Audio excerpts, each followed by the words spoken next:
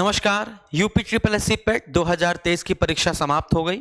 28 अक्टूबर और 29 अक्टूबर दोनों शिफ्ट के चारों पेपर देखने के बाद अब जिसका भी जिस शिफ्ट में पेपर रहा हो, अब क्या सोच रहे हो?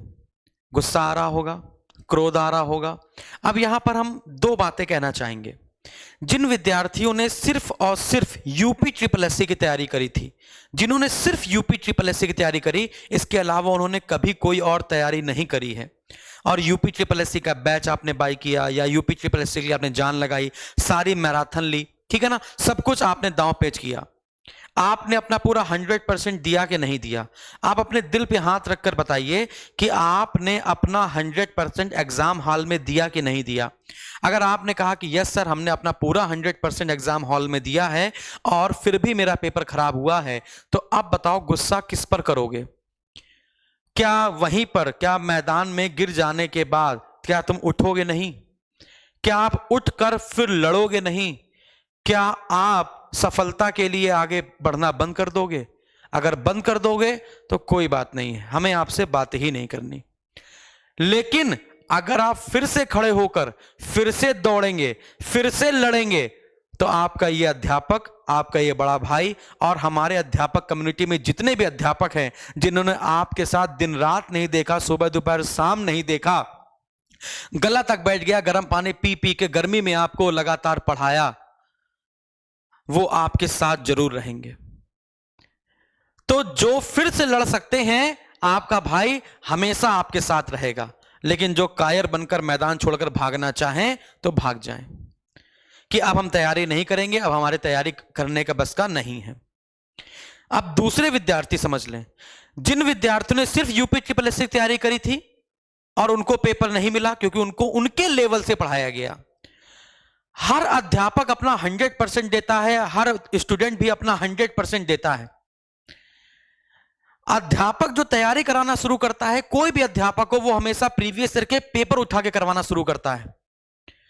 अब जैसे कि नई ग्राम पंचायत अधिकारी की जो वैकेंसी आई है, जो नई नई यूपी ट्रिपल एससी में वैकेंसी आई है, इसका प्रीवियस ईयर का पेपर आप देखेंगे, सिलेबस बदल दिया गया है। तो अध्यापक, विद्यार्थी सब डरे हुए हैं कि वो किस मोड पे तैयारी करें, कितनी तैयारी करें, क्या तैयारी करें, क्या छोड़ दें।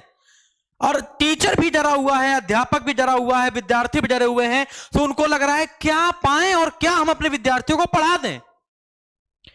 तो वैसे यूपी ट्रिपल एससी के जो पिछले पेपर थे उसको देखा गया, उसका लेवल देखा गया और हर अध्यापक ने अपने लेवल से बेस्ट दिया है आपको, चाहे पेड बैच में हो चाहे यूट्यूब में है। कोई अपना नाम खराब नहीं करना चाहता।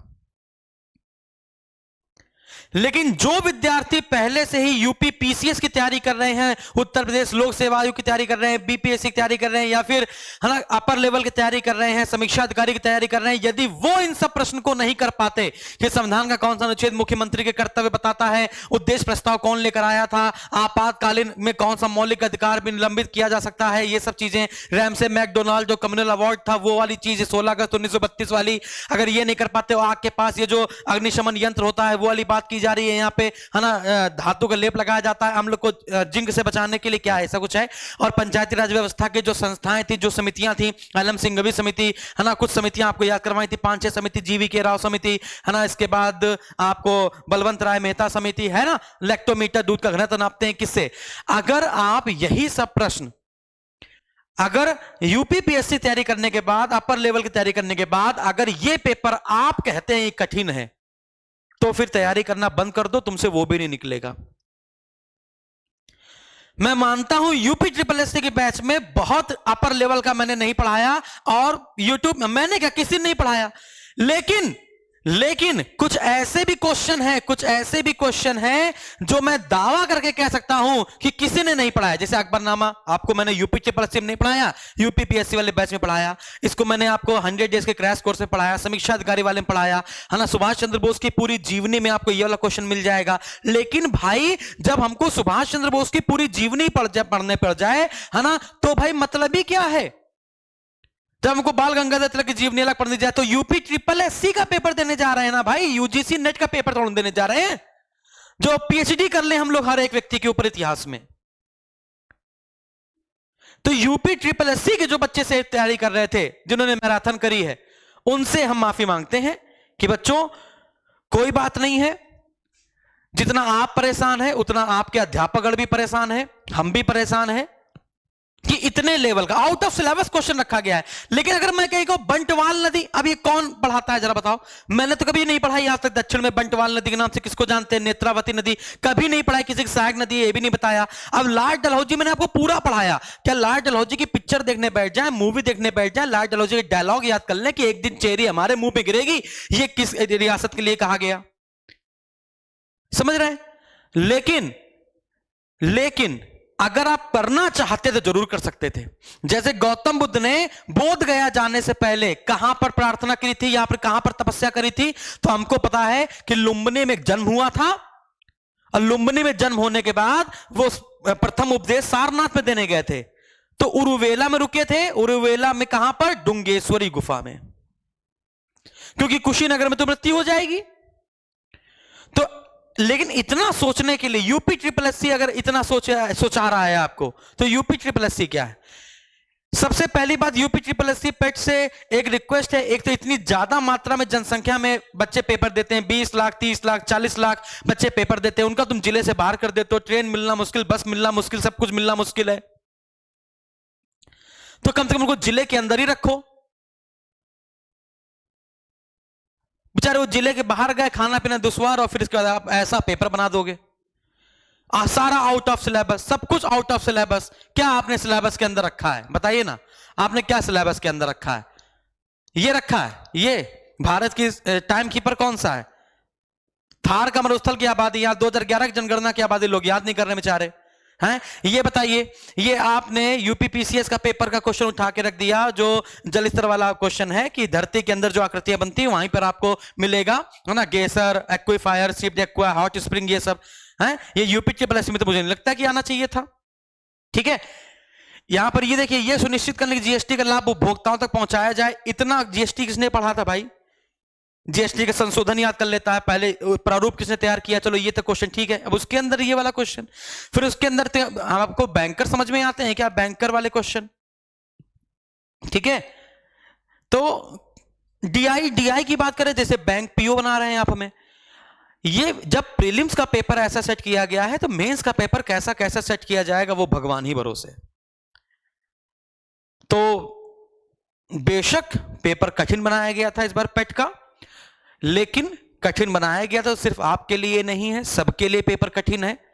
मेरिट गिरेगी तो समान रूप से सबकी गिरेगी। लेकिन 28 अक्टूबर का पहले शिफ्ट का पेपर मेरे दिमाग में आज भी टनक रहा है, पहली बार, मतलब कि टनक रहा है पेपर, ठीक है।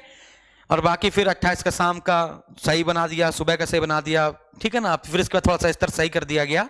लेकिन डीआई का जो लेवल था वो सब में 28 अक्टूबर वाला काफी कठिन था। फिर बाकी सब कैलकुलेटिव नहीं थी, बाकी सब लंबी लंबी, हाँ वही कैलकुलेटिव थी, लंबी लंबी डीआई थी, हो सब जा रही थी लेकिन लंबी लंबी डीआई थी।